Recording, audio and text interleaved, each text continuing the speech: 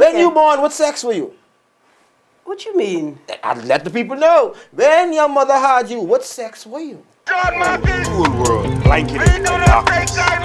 World full of crooks. Who are these people? Murderers. Lyndon Villain is the daddy of this nation. If you're a lesbian, prepare for the devil. Today we have one of the Bahamas' most FNMs and PLPs. Decisive government. Ben is mightier than the sword. Remember that? Where's the love? Glad Controversial TV is here again. We got the notorious Erin Green, the infamous Erin Green on the show today. The real message was, I think Jesus said this, is if you love him, then there's no need to repent. If you follow in that golden rule, you love yourself, love others as you would love yourself, and then the other rule, love yourself and do to yourself as God would have you do to yourself. Treat yourself as a holy temple, a vessel. Once you get those two down, you said. A lot of people, they feel like women rights need to have more rights. They need to be allowed to do other stuff. They need to be allowed. Some people feel like the Bahamas is ready for a woman prime minister. I don't, but some people do. But here's the problem. Some people cannot support you because they say they do not support your lifestyle. So they don't think you should be speaking on behalf of the woman of the Bahamas. Well, First, when you born, what sex were you? what you mean? I'll let the people know. When your mother had you, what sex were you? I'm a woman. What was your gender? I was born a woman. You was born a woman? Yeah. So, can I say Go ahead. something? Yeah, man, Mr. Bahamas, But go you ahead. never introduced me. Yes, I did. Okay. You were born a woman. You were born a woman. Are you still a woman? Today's show was brought to you by Bahamas Issues Gone Wild. Uncensored conversation. Real talk. Win your free $20, $50, and $100 phone card when you sign up and see your picture on our site. Nitro Films Incorporation. Breaking sound barriers faster than the eyes can see. Quick Kicks. Love yourself. And the Tattoo King, the home of the world's famous Anna Nicole tattoos. You was born a woman. Yeah. So, can I say Go ahead. something? Yeah, man, Mr. Bahamas, But go you ahead. never introduced me. Yes, I did. Okay. You were born a woman. You were born a woman. Are you still a woman? You said were born as a woman. Has anything changed? No, nothing has changed, Mr. Bahamas.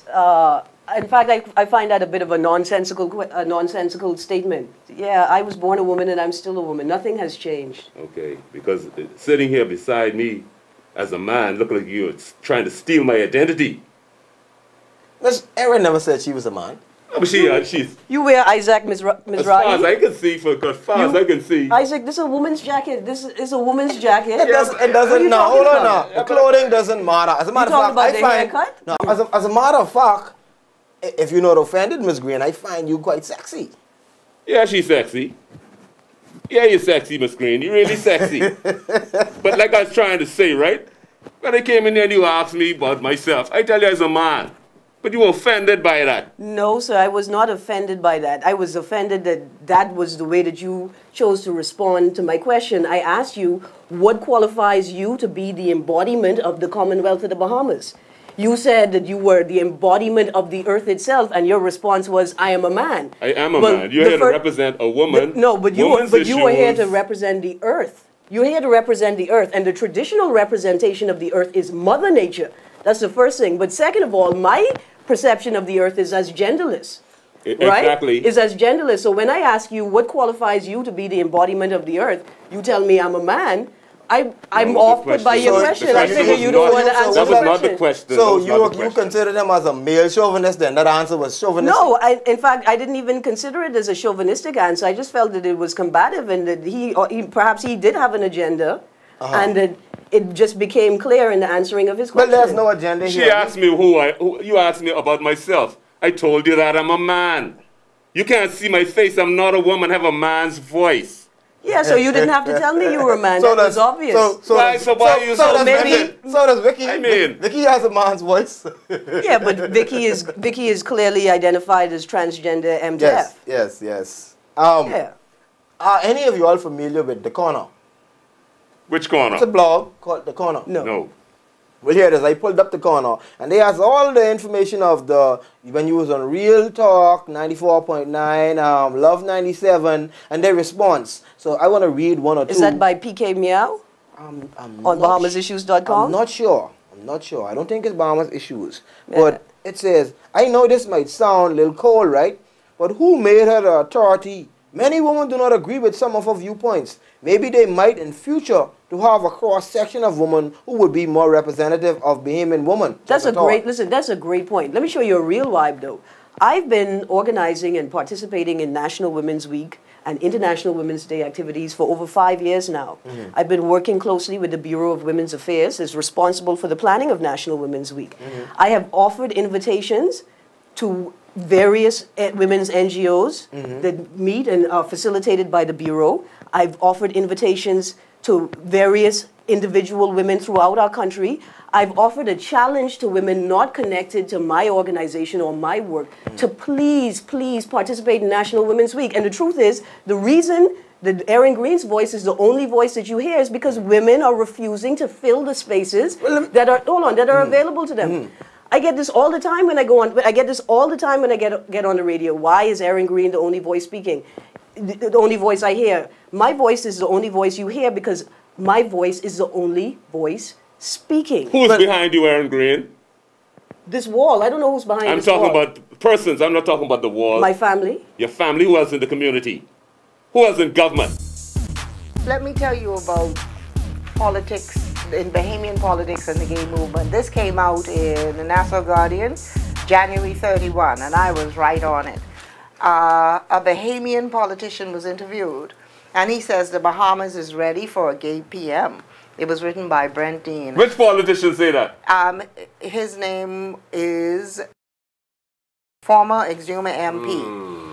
He said there are no openly gay people currently involved in Bahamian politics. Notice the word, the operative word. No openly gay. So in his revelation and the writer's accommodation and agreement, I saw where I guess they're pretty much ready to have some declarations about who is gay and who's not. Why would you ask me a question like that? You asking me, do I have... I asked you that question because you asked me a question. You found my answer to be nonsensical, but I asked you a question. Give me an answer. Erin Green says that she is doing her work. At this moment, I work with the Bahamas Human Rights Network, which is an umbrella human rights organization, right? I also work with CAFRA Bahamas, which is Caribbean Association for Feminist Research and Action in the Bahamas, right? I no longer work with the Rainbow Alliance of the Bahamas. That organization has been disbanded as of December 2008. So I work as an individual gay rights activist. That is what they're saying, Erin. Right. So if you ask me who is behind me, those are the organizations. Those are the organizations that I work with. You want to ask me who is behind me, who is supporting me? Exactly. Who are the people that make up my support system? The hidden faces behind the scene that make Erin Green. I could simply say that my family are my biggest supporters. My family provide me with the strength and space to continue doing the work that I'm doing. So you don't get any political support? Political support? From politicians or persons in high places who have the same I could say undoubtedly, without a doubt, while I was engaged with work with the Rainbow Alliance of the Bahamas, and now that I work as an individual gay rights activist, I have no connection to any political organization. I have no connection to any politicians. I have no connection to any non-governmental organizations except for the organizations I mentioned, except for one other organization, which is Carry Flags, which is Caribbean Forum for the Liberation and Acceptance of Genders and Sexualities.